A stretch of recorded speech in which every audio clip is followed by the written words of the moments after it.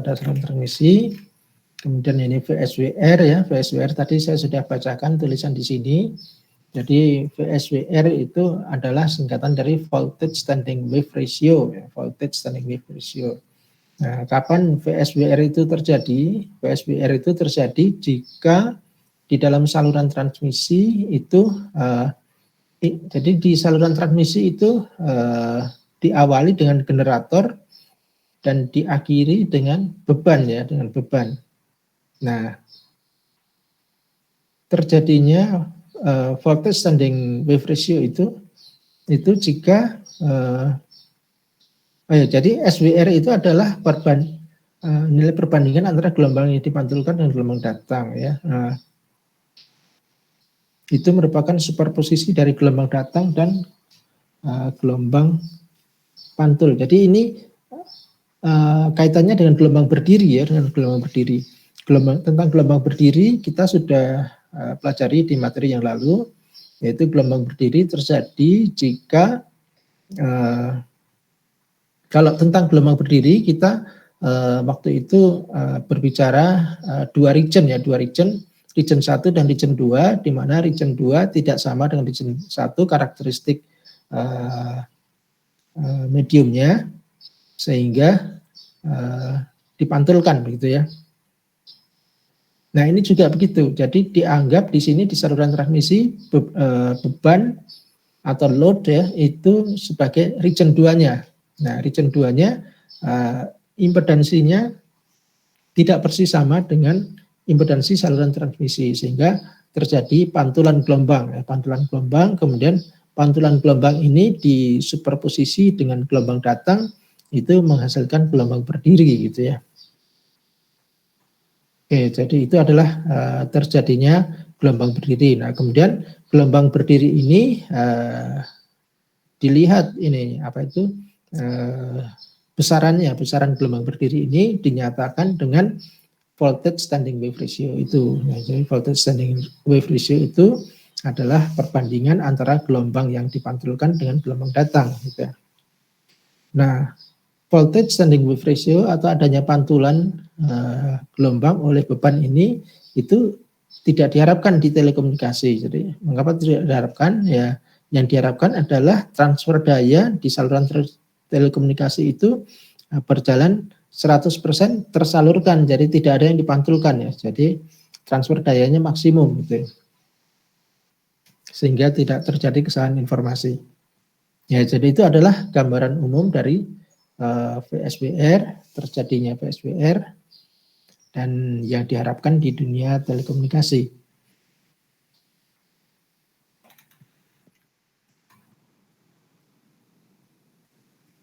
Bentar, sepertinya ada yang mau masuk lagi.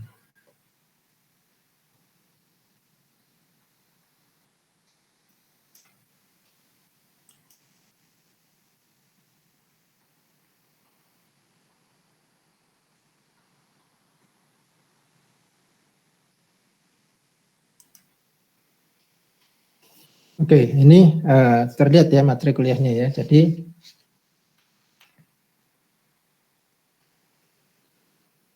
di sini kita melihat hubungan antara VSWR dengan koefisien pantul ya. Pada saluran transmisi kita dapat menurunkan persamaan koefisien pantul, dan ini bukan SWR yang seharusnya VSWR, dengan mengambil analogi dengan gelombang datar serba sama yang jatuh normal. Jadi di sini, nah ini adalah saluran transmisinya ya. Saluran transmisinya ini gambarnya tidak begitu jelas, tapi kira-kira begini. Jadi ini adalah Z01 adalah impedansi karakteristik di daerah 1, Z02 adalah impedansi karakteristik dari daerah 2. Nah di sini ini juga sama, ini daerah 1 impedansinya Z01, ini daerah 2 impedansinya Z02.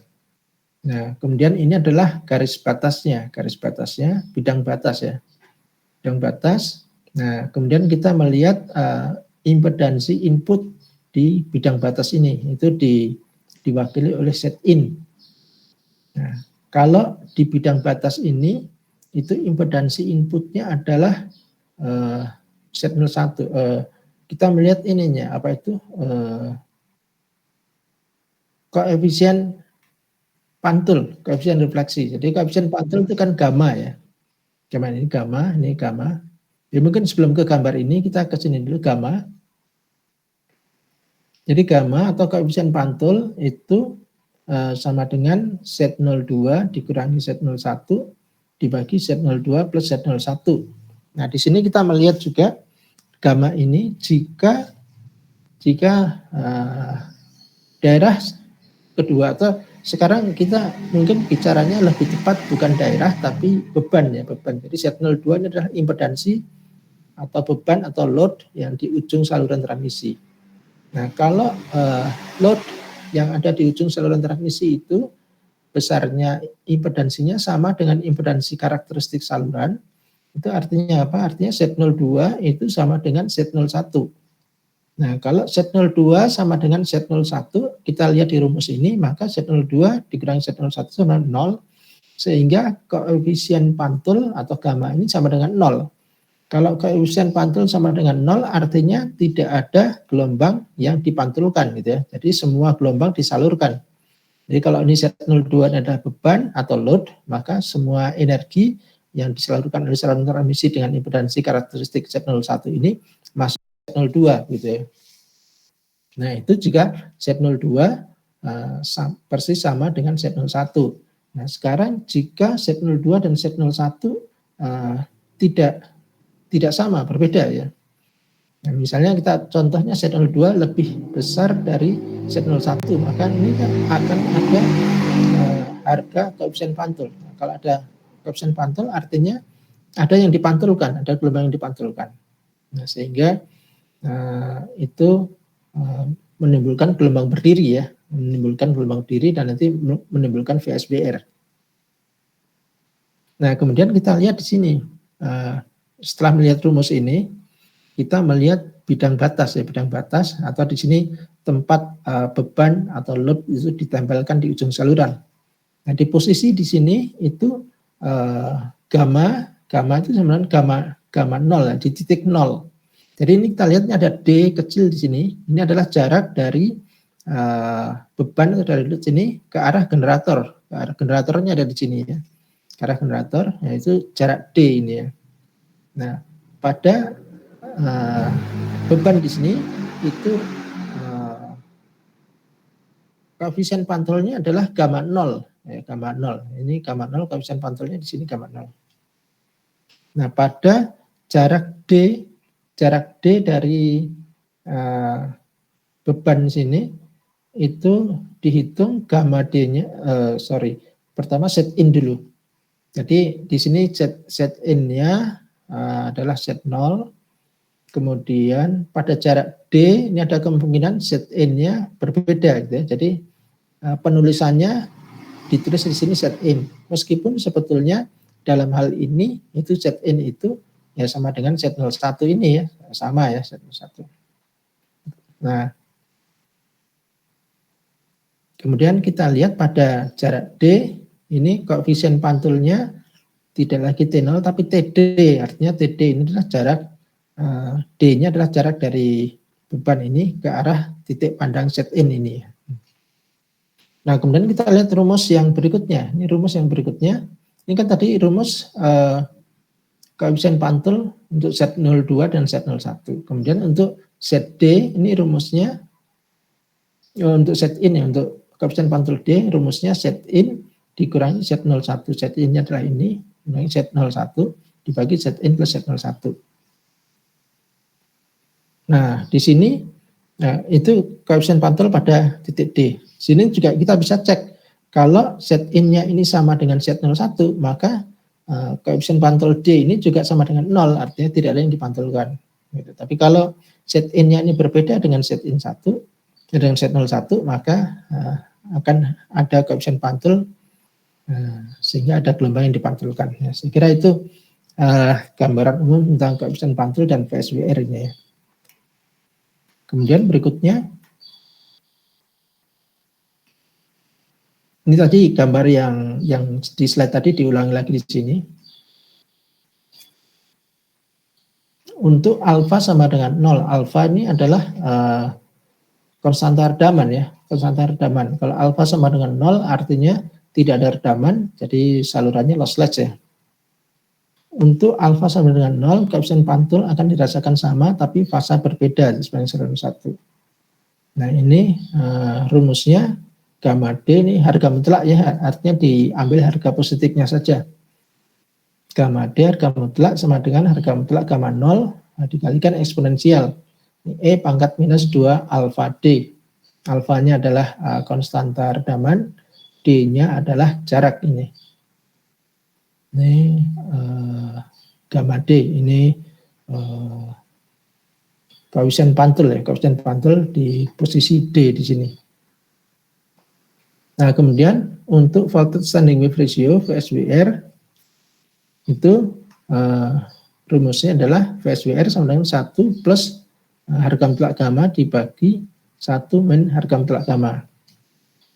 Ini VSWR secara umum ya. Nah, kemudian VSWR pada titik D, ini kita menggunakan gammanya adalah gamma D ini tadi, namanya gamma D, sehingga di VSWR pada titik D di sini adalah 1 plus ini gamma ini sama dengan gamma 0 kali E minus 2 alfa D dibagi 1 plus harga mutlak gamma 0 kali eksponensial minus 2 alfa D ini ya. Ini adalah VSWR di sini.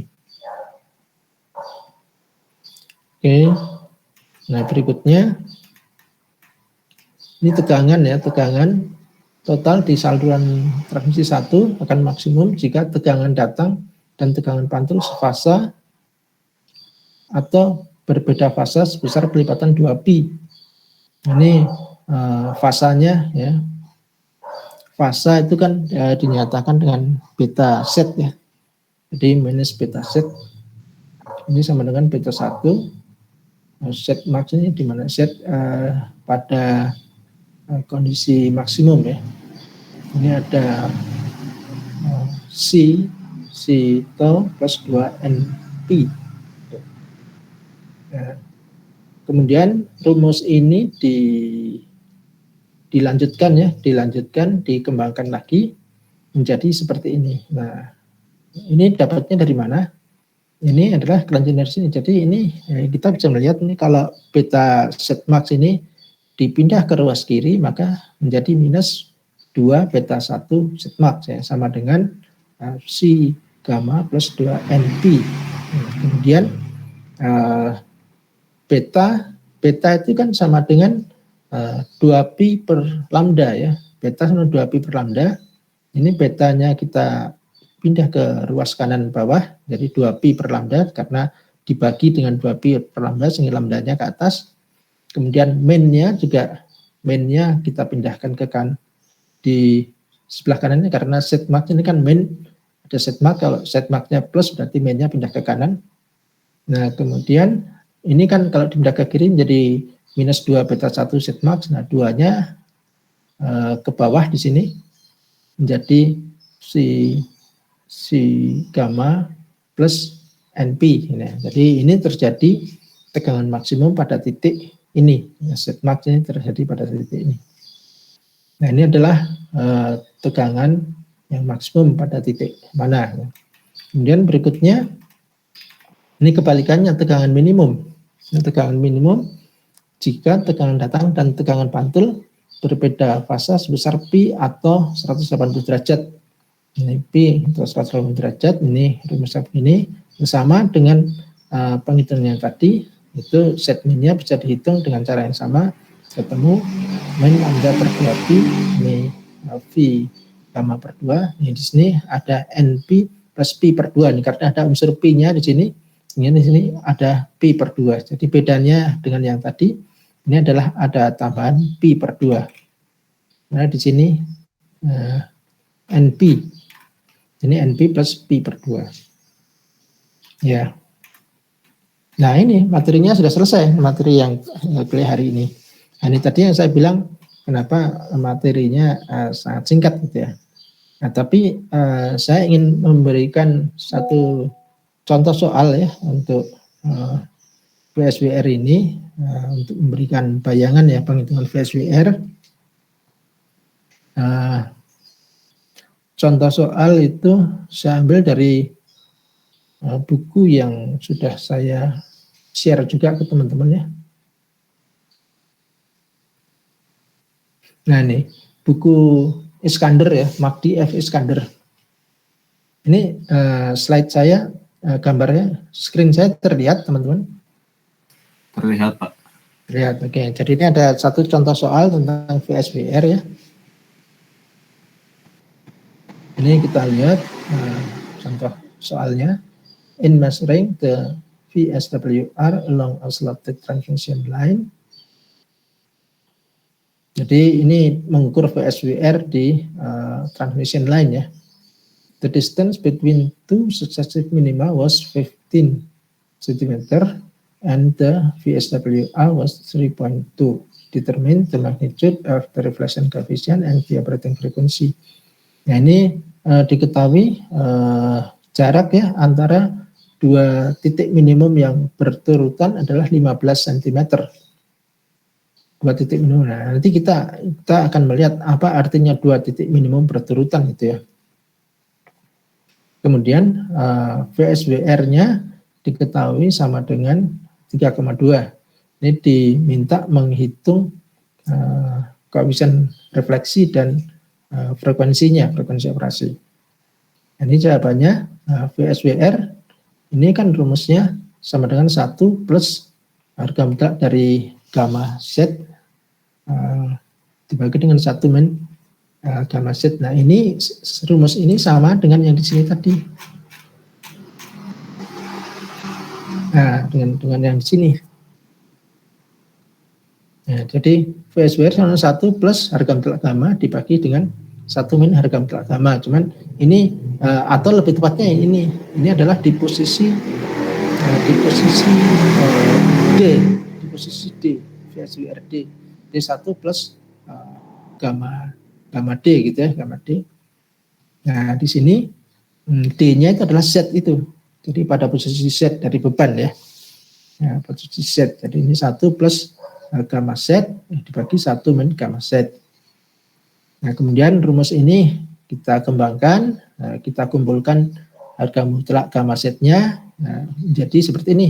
Ketemu VSWR min 1 dibagi VSWR plus 1. Nah, VSWR-nya diketahui sama dengan 3,2 sehingga VSWR min 1 adalah 2,2, VSWR plus 1 adalah 4,2.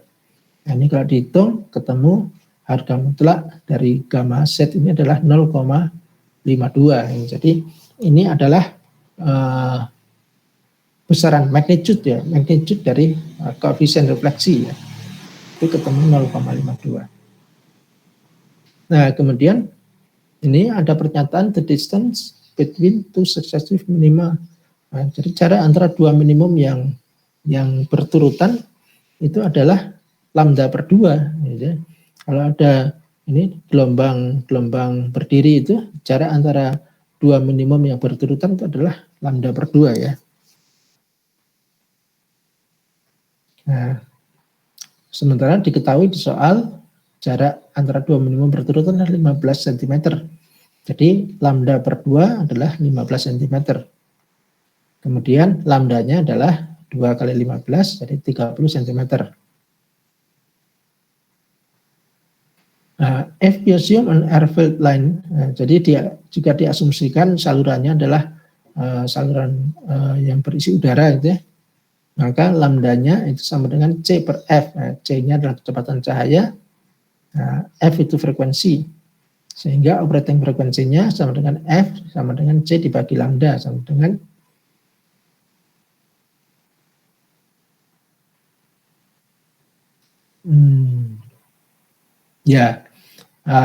ini biasanya C kan 3 kali 10 pangkat 8 ya. Tapi di sini mengapa 3 kali 10 pangkat 10 ya, kita lihat satuannya ya. 3 kali 10 pangkat 8 itu kan satuannya meter per detik. Sementara ini satuannya dijadikan senti ya. Meter dijadikan senti kan kali 100 ya.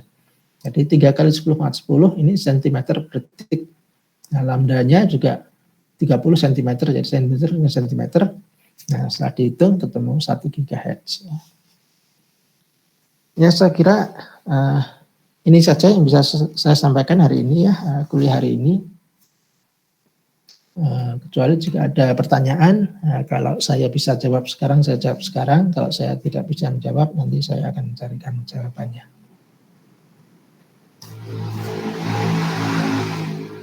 Gimana teman-teman?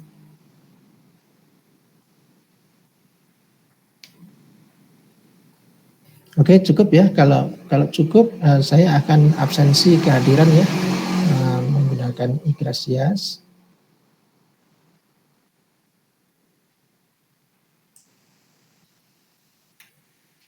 Ini apakah terlihat screen Igrasias saya?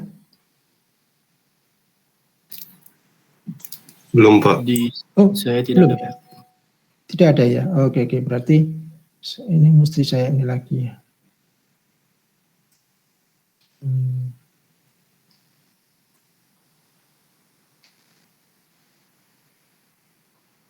Stop sharing. Bentar ya.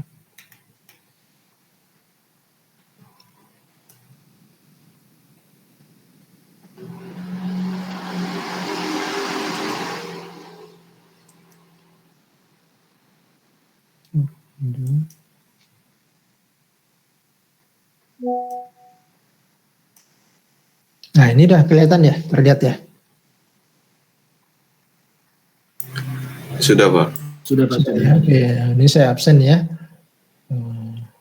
Saya isi dulu Igrasiasnya.